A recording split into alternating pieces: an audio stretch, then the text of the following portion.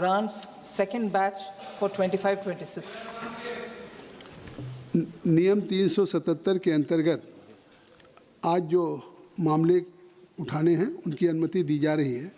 वो व्यक्तिगत रूप से 20 मिनट के भीतर मामले का अनुमोदित पाठ सभा पटल पर प्रस्तुत कर सकते हैं।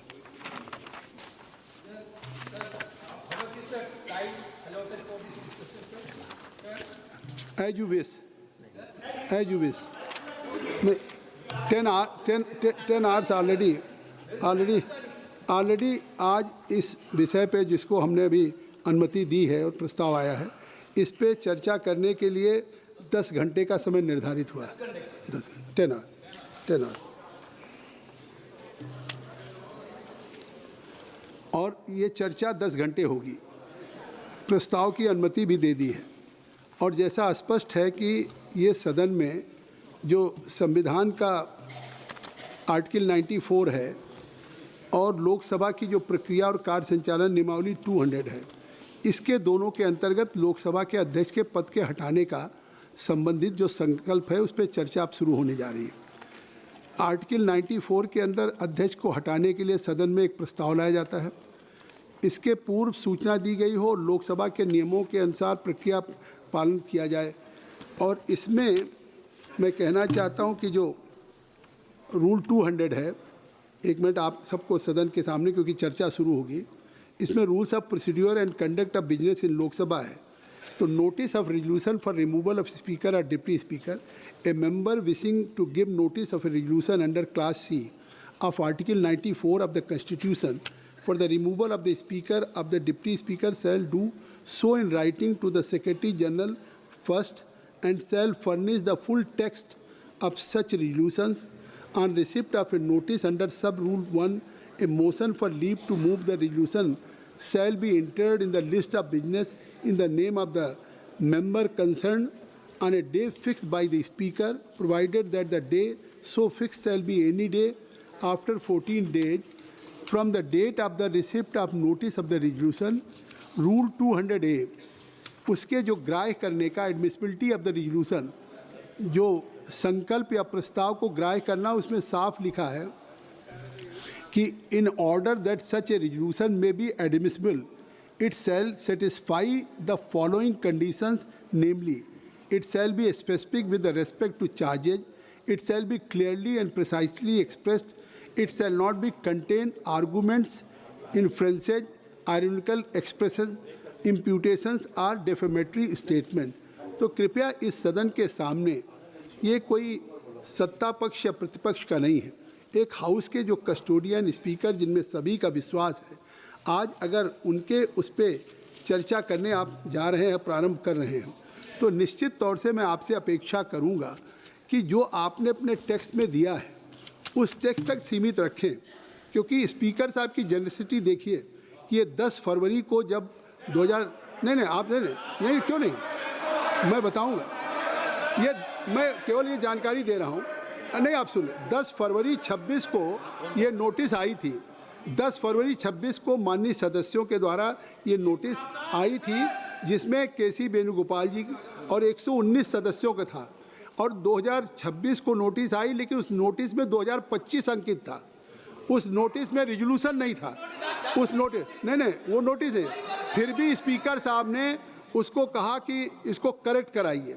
और ये नहीं उसमें सिग्नेचर रिजोल्यूशन पे नहीं था किसी का, जो बाद में दिया गया वो भी फोटो सिग्नेचर था जो वैलिड नहीं था। नहीं, मैं एक बार जेनरसिटी की बात कर रहा हूँ कि अगर स्पीकर साहब ने इसके बाद भी कि अगर फोटो कॉपी आपने संलग्न किया, और जो आज मूव किया है, जिन्होंने जो मूव किया है, चाहे हमारे तीनों लोगों ने, डॉक्टर मोहम्मद जावेद साहब, के सुरेश जी और डॉक्टर मल्लू रवि जी, मैं सदन को बता दूं कि ये तीनों सदस्य के दस्तखत नहीं थे, बाद में दस्तखत स्पीकर साहब ने दिया अनुमति। तो इससे साफ जो एडमिसिबल नहीं हो सकता था, जो ग्राह्य नहीं हो सकता था, सुन लीजिए, तो एक सदन में, अरे आप अपने स्पीकर की जेनरसिटी देखिए कि एडमिसिबल होने की जो ग्राह्यता होने के जो कारण है, अगर वो ग्राह्य नहीं हुआ फिर भी उन्होंने खुद अपने ऑफिस से कहा इसको करेक्ट करा लो, इस पर सिग्नेचर करा लीजिए। तो अगर उन्होंने ये अवसर दिया कि अगर आप इस पर कुछ कहना चाहते हैं, तो उन्होंने इस प्रस्ताव को ग्राह्य किया, इसलिए मैं आपसे अनुरोध करूंगा कि ऐसी परिस्थितियों में आपको उन्होंने अगर ग्राह्य किया, खुद उस दिन से आज स्पीकर के चेयर पे नहीं आ रहे हैं, जबकि इसके पहले भी जब 1954 में आया, 1966 में आया, 1987 में आया, उस समय लगातार स्पीकर अपने चेयर पे काम करते रहे। हाई मॉरल ग्राउंड पे ये पहले स्पीकर होंगे जिन्होंने नोटिस प्राप्त होने के बाद वो नहीं बैठ रहे थे। तो कम से कम ये पूरा देश इस बात को देखे कि अगर वो आज इस हाई मॉरल ग्राउंड पे इस नोटिस के लंबित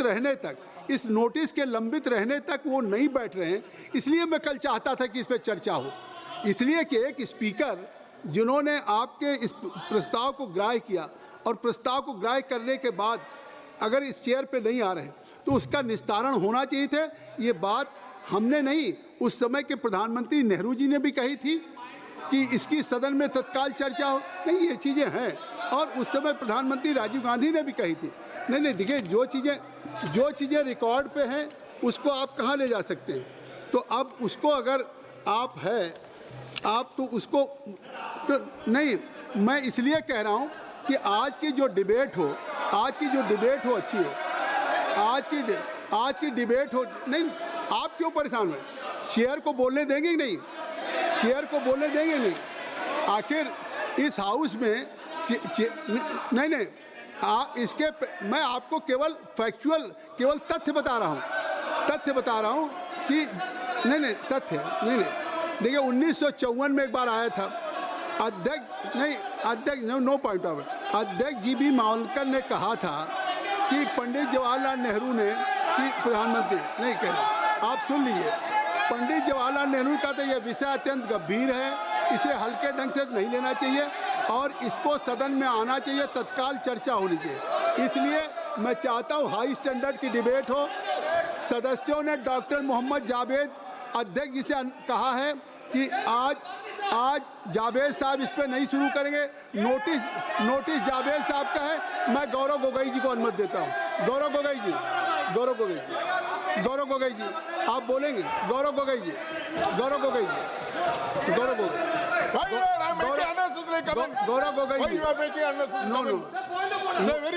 ये रिमार्क है, ये कार्रवाई का हिस्सा नहीं बनेगा। आप चेयर पे कोई रिमार्क नहीं कर सकते। गौरव गोगोई जी शुरू करो। गौरव गोगोई जी आप बैठिए। Gaurav Gogoi ji, this is not good. Gaurav Gogoi ji your comments is absolutely wrong. आप चर्चा शुरू करें। मैंने एक कहा कि ये टेक्स्ट तक चर्चा रही थी। गौरव गोगोई जी शुरू करें। गौरव गोगोई जी